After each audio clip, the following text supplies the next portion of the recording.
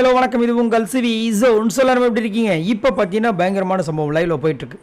அதாவது விஜய் பார்வதி ஒரு முடிவு பண்ணிட்டாங்கன்னா அவங்க பேச்சை அவங்களே கேட்க மாட்டாங்க. அந்த மாதிரி தான் வந்துட்டு அவங்க முதல் மற்றவங்க பேச்சே கேட்க மாட்டாங்க. எங்கே அவங்க பேச்சை கேட்குறது?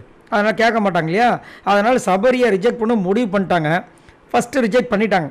அதுக்கப்புறம் பார்த்தீங்கன்னா ரம்யாவோடது வரும்போது கனி என்ன பண்ணுறாங்க, ஒரு ஐடியாவை பண்ணுறாங்க. போட்டு டப்புன்னு வந்துட்டு இதெல்லாம் நீங்கள் வந்துட்டு அப்ரூவ் பண்ணும்போது அப்போ வந்துட்டு நான் வந்துட்டு இவருக்கு கொடுத்துருந்தேன் சபரிக்கு, அதையா நீங்கள் அப்ரூவ் பண்ணுன்னு சொல்லிட்டு சபரியை கூப்பிட்டு நிற்க வச்சிட்டாங்க. அங்கே ஒரு சண்டை வருது. ஆனால் விஜய் பார்வதி அக்செப்ட் பண்ணவே மாட்டுறாங்க. ரைட். இதில் என்ன ஒரு பிரச்சனைனா, விஜய் பார்வதி அப்ரூவ் பண்ணும்போது அந்த ஒரு பாட்டில் வந்து அப்படியே ரப்புடு போட்டாங்க. அப்பயே சொன்னார் சபரி, இந்த மாதிரி தூக்கி போடாதீங்க, எனக்கு ஒரு மாதிரி இருக்குது, ஏன்னா கஷ்டப்பட்டு அதை நாங்கள் ரெடி பண்ணோம் அப்படின்னு. அதுக்கப்புறம் திரும்ப வந்து ரீஎவல்யூஷன் பண்ணும்போது வந்து பார்த்தீங்கன்னா இது வந்துட்டு ஆல்ரெடி நீங்கள் உடச்சி கொடுத்தீங்கன்றாங்க அவங்க. இவர் என்ன சொல்கிறார், கீழே போட்டதுனால உடஞ்சதுன்னு சொன்னார். சரி, இப்படி போயிட்டு இருக்கும்போது கலை வந்து பரபரப்பாக வந்துட்டு கேமரா முன்னாடி வந்து ஒரு விஷயத்தை வந்து பதிவு பண்ணுறாரு. என்னென்னா, இங்கே வந்துட்டு டீல் ஒன்று போயிட்டுருக்குதுங்க. கியூசியில் இருக்கிற 2 பேருமே வந்து அவங்களுக்கு நாமினேஷன் ஃப்ரீ பாஸ் வேணும்னு சொல்லிட்டு நேற்று ஒரு டீல், இன்றைக்கி ஒரு டீல் போட்டு இந்த வேலையை பண்ணிகிட்ருக்காங்க. அதனால தான் அப்ரூவ் பண்ண மாட்டுறாங்க. சரிங்களா? இங்கே சபரி அப்ரூவ் பண்ணாததுக்கு காரணம் இதுதான். அதே மாதிரி திவாகர் வந்துட்டு பொம்பளை பிள்ளைங்க வந்துட்டு அம்மிக்க விட்டதால் அரோராக்கில் கிட்டத்தட்ட 80% ஓகே சொல்கிறேன்னு சொல்லியிருக்காப்புல. இது எந்த விதத்தில் நியாயம்? கியூசியில் முதல்ல எதுக்கு வந்து ஐபிஆர் வருது, இன்டர்பர்சனல் ரிலேஷன்ஷிப் எதுக்கு வருது? கியூசி பண்ணும்போது அந்த விஷயங்களை வரவே கூடாது.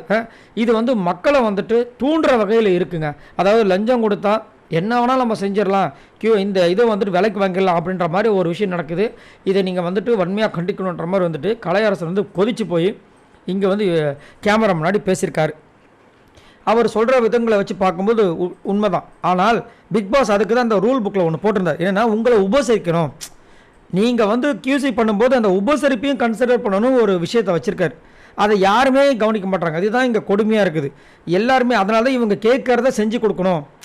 அப்போ யார் நல்லா வந்து கியூசியை கவனிக்கிறாங்களோ அதுதான் நடக்கும். இது நிறைய இடங்கள அவங்க கியூசிக்குன்ட்டு யாராவது போனாங்கன்னாவே அவங்கள நல்லா கவனித்து அனுப்புவாங்க. ஏன் அப்படின்னா அந்த ஒரு கவனிப்பில் அவங்க ஒரு ஏதாவது ஒரு நம்மளுக்கு ஏதாவது ஒரு பண்ண மாட்டாங்களா அப்படின்ட்டு. இதுக்கு பேர் லஞ்சம் கிடையாது, கவனிப்பு. சரிங்களா? அதை வந்துட்டு இங்கே வந்து என்ன பண்ணுறாங்க, எல்லாருமே வந்து மிஸ்யூஸ் பண்ணி அதிகப்படியாக செஞ்சு அவங்கள கவர் பண்ணுறதுக்கு ட்ரை பண்ணுறாங்க. என்ன நடக்க போய் தெரியல. பட் இங்கே கலை சொன்னதை பற்றி நீங்கள் என்ன நினைக்கிறீங்கன்றதை மறக்காமல் கீழே கமெண்ட்ஸ் பண்ணுங்கள். உங்களுக்கு என்ன தோணுது கமெண்ட்ஸ் பண்ணுங்கள். பாய் நண்பர்லாம்.